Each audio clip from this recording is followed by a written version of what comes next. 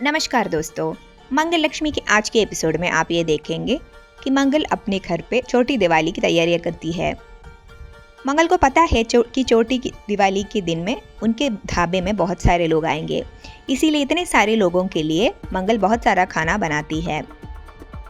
मंगल खाना बनाने से पहले अक्षत के साथ पूजा करती है।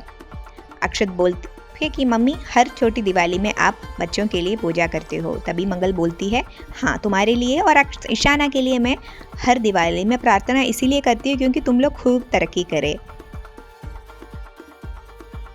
पूजा के टाइम पे मंगल को ऐसा एहसास होता है कि खिड़की से मंगल को कोई देख रहा होता है। जब मंगल देखती है तो वहाँ पे कोई नहीं है।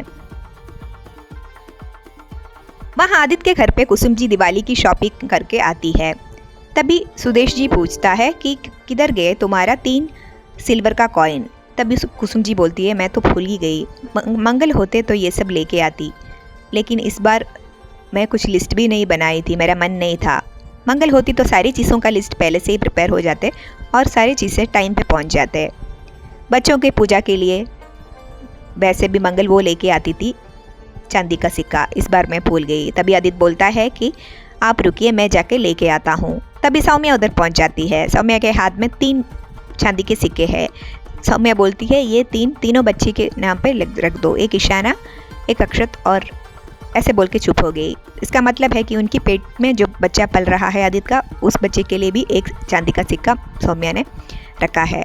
और सौम्या सुदेश जी को ये बोलती है कि आपने मेरी गलती को माफ़ कर दिया, मैंने आपके साथ इतना बड़ा जुर्म किया था लेकिन फिर भी आपने मुझे माफ़ी दिया, आप मेरे से भगवान से भी कम नहीं है, आपके ऊपर मैं हमेशा आभारी रहूँगी।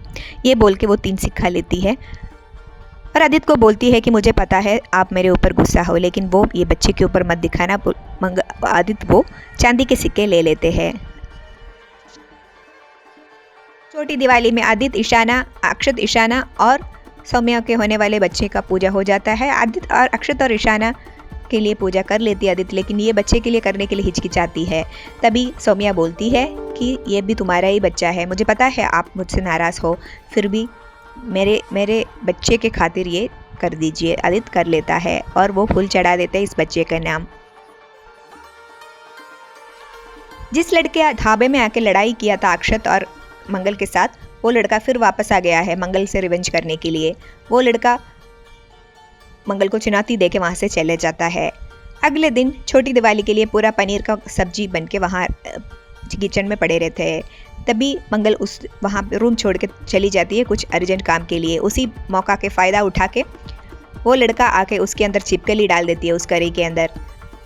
शांति जी मंगल को बोलती है कि आज तो बहुत सारे लोग आने वाले हैं तुम्हारे ढाबे में, आज सब लोगों को तुम्हारा खाना अच्छा लगे और लंबे क्यों लगे कस्टमर्स का तुम्हारे सामने। मंगल बोलती है, हाँ मैं भी ये चाहती हूँ ताकि मैं अपने बच्चों का सारी ज़रूरतें पूरा कर सकूँ। मंगल एक एक करके खाना सर्व करना शुरू कर देती है। सडनली एक औरत के नज़र में ये छिपकली पड़ती है और वो चिल्लाने लगती है। सब कस्टमर्स आके देखती है तो करी में छिपकली पड़ा रहता है। मंगल की होश उड़ जाती है क्योंकि ये छिपकली इसके अंदर कैसे आ सकता है, क्योंकि हमेशा मैं या मम्मी करी के पास में ही थे। सब लोग मिलके बोलते हैं कि इसके अगेंस्ट कंप्लेन कर लेना चाहिए। हम लोग चलो सब लोग मिलके पुलिस के पास जाते हैं।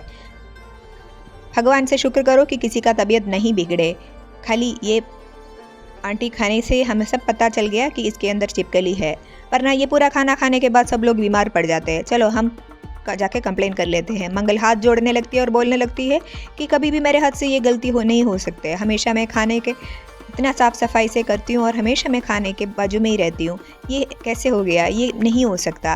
तभी कस्टमर्स बोलती है, हमें ये सब नहीं सुनना है, हम कंप्लेन करेंगे। कार्तिक के परफॉर्मेंस के बाद जो डांस होने वाली थी उस लड़की का पैर में मोच आ जाती है, इसकी वजह से वो नाच नहीं पाती है। तभी उस जगह पे लक्ष्मी आके नाचती है, लेकिन मुंह ढक के नाचती है, लेकिन आंख देख के कार्तिक को समझ लेती है कि ये आंख थोड़ा सिमिलर लग रहा है, जान पहचान सा लग रहा है। डांस परफॉर्मेंस के बाद सबको अच्छा लगता है लक्ष्मी की डांस परफॉर्मेंस, लेकिन लास्ट में उनकी मुंह के जो पर्दा है वो नीचे गिर जाती है, लेकिन कार्तिक वो देख नहीं पाते हैं। बाकी सब लोग देख जाता है। बरखा और करण दोनों को दिख जाता है कि लक्ष्मी ने ही ये डांस परफॉर्मेंस किया है। बरखा को अच्छा नहीं लगता है कि कार्तिक लक्ष्मी के परफॉर्मेंस के बाद कार्तिक के पीछे लक्ष्मी के पीछे ड्रेसिंग रूम तक जाता है। लेकिन लक्ष्मी डोर बंद करती है। कार्तिक डोर के बाहर से बोलता है कि मुझे तुम्हारा परफॉर्मेंस अच्छा लगा और तुम्हारे आंखों में मुझे एक ऑनेस्टी दिखाई, इसीलिए मैं इधर तक आई। बरखा को ये सब अच्छा नहीं लगता है। बरखा कार्तिक को पसंद करने लगती है और अकेली डेट पे बुलाती है। वहाँ जाके कार्तिक को प्रपोज करने लगती है, लेकिन कार्तिक मना करता है। कार्तिक बोलता है मुझे ये सब में इंटरेस्ट नहीं है। तभी बरखा बोलती है एटलीस्ट दोस्त तो रह सकते हो तुम मेरा। क्या मंगल ये छिपकली वाले बछेड़े से बाहर निकल पाएगी? क्या बरखा कार्तिक को पाने के लिए क्या क्या नया चाल चलाएंगे? जानने के लिए हमारे चैनल के साथ इसी तरह जुड़े रहिए। और अगर आपको ये एपिसोड अच्छा लगा तो एक लाइक तो बनता है।